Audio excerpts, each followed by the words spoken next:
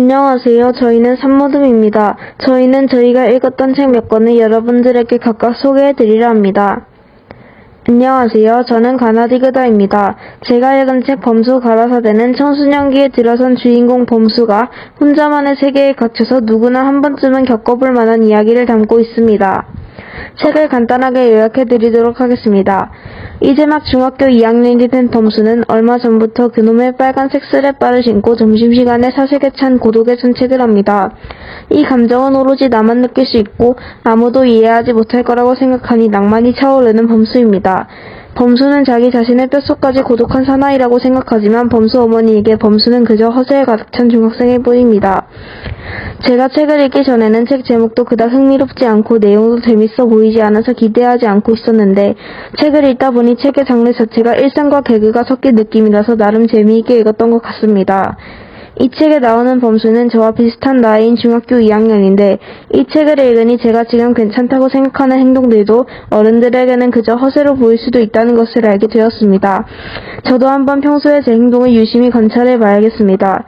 제가 만든 이 책의 한 줄 홍보 문구는 나는 남들과 달라 심각한 척, 멋있는 척, 특별한 척, 뼛속까지 고독한 청소년기입니다.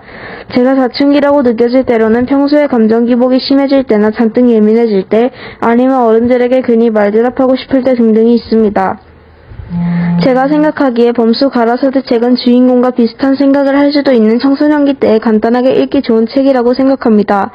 여러분들도 본인이 사춘기라고 생각해 본 적이 있으신가요?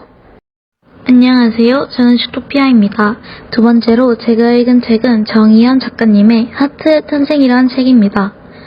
이 책의 줄거리를 간략하게 소개해드리겠습니다. 주인공의 엄마는 유명 인플루언서입니다. 어느 날 주인공의 엄마는 주인공에게 상처가 될 만한 게시물을 SNS에 올립니다. 엄마가 올린 게시물을 본 주인공은 자신의 유튜브에 다 놓아버리고 싶은 날이라는 영상을 올립니다. 네티즌들은 주인공이 죽으러 간 줄 오해를 해서 영상은 기사가 날 정도로 유명세를 타게 됩니다. 이 이야기는 그 영상 때문에 주인공 가족의 삶이 달라지는 내용의 책입니다. 이 책을 읽기 전에는 엄마가 인플루언서면 괜찮지 않나? 근데 표지에 있는 주인공의 얼굴은 왜 이렇게 어두울까? 라는 생각을 했는데 책을 읽어보니 주인공의 고충을 알 수 있게 되었습니다. 또한 한 사건의 계기로 엄마가 반성하고 가족들 간의 사이도 더 돈독해지는 모습을 보여주는데 저는 이 장면에서 가족의 사이가 좋아야 한다는 것을 다시 한번 깨닫게 되었습니다. 제가 이 책을 읽고 만들어 본 이 책의 한 줄 홍보는 가족들은 모르는 나의 비밀입니다. 여러분도 가족들이 모르는 자신만의 비밀이 있나요? 여러분도 자신만의 비밀을 가족들에게 털어놓아 보는 건 어떤가요? 안녕하세요. 카시오페아입니다. 제가 읽은 책은 카이의 선택입니다. 먼저 이 책의 줄거리를 간단히 소개해드리겠습니다. 이 세계관에서는 특별한 능력이 있는 아이를 카이라고 부릅니다. 카이는 17살 생일에 머리에 작은 칩을 심어 능력을 없앨지 아니면 그대로 살지 선택해야 합니다. 대부분의 카이는 능력을 지우지만 주인공 마하의 언니는 그대로 살 것이라고 선택하고 그날 밤 집을 떠나게 됩니다. 그렇게 또 다른 카이인 마하도 언니를 따라 그대로 살 것이라고 선택하는 이야기입니다. 제가 이 이야기를 읽고 카이인 마하는 다른 사람들보다 특별한 능력이 있어서 따돌림을 받게 되었습니다. 저는 절대 저하고 다르다고 친구를 따돌리지 않을 것이라고 또 다시 다짐하게 되었습니다. 제가 정한 홍보 문구는 카이는 3초 후를 볼 수도 죽은 사람을 알아볼 수도 있다입니다. 제가 만약 카이가 된다면 저는 사람들이 무슨 병이 있는지 아는 능력을 갖고 싶습니다. 여러분은 카이가 될 수 있다면 무슨 능력을 가지고 싶으신가요? 안녕하세요. 저는 스쿠류다입니다. 제가 읽은 책은 누군가의 마음이라는 책입니다.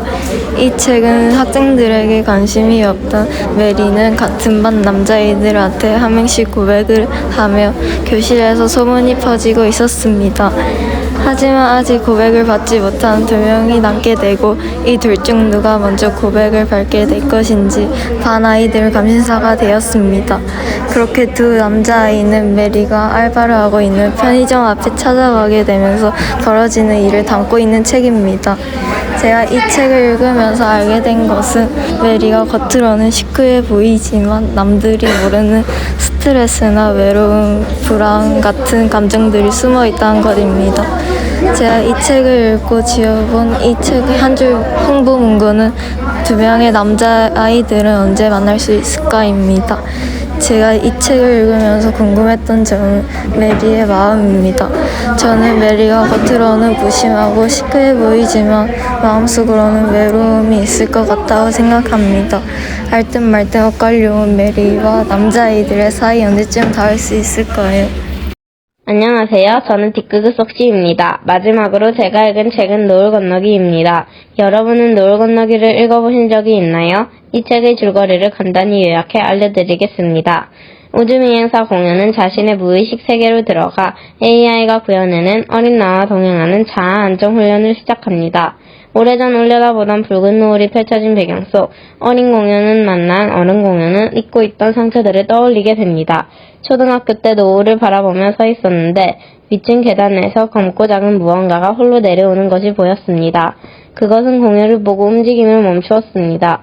거리가 꽤 멀었는데도 공연은 계단에서 자신을 바라보던 타란툴라의 검은 눈동자를 보았습니다. 제가 이 책을 읽고 달라진 생각이 있습니다. 책을 읽기 전에는 재미가 없어 보였는데 막상 읽어보니 타란툴라 얘기도 나오고 어린 공녀가 어른 공녀를 만나는 장면도 나와서 너무 재미있었습니다.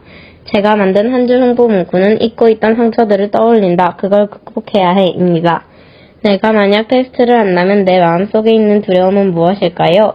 저는 제가 가지고 있는 트라우마라고 말할 것 같습니다. 여러분의 마음속에 있는 두려움은 무엇인가요? 저희의 발표는 끝났습니다. 지금까지 저희의 발표를 들어주셔서 감사합니다.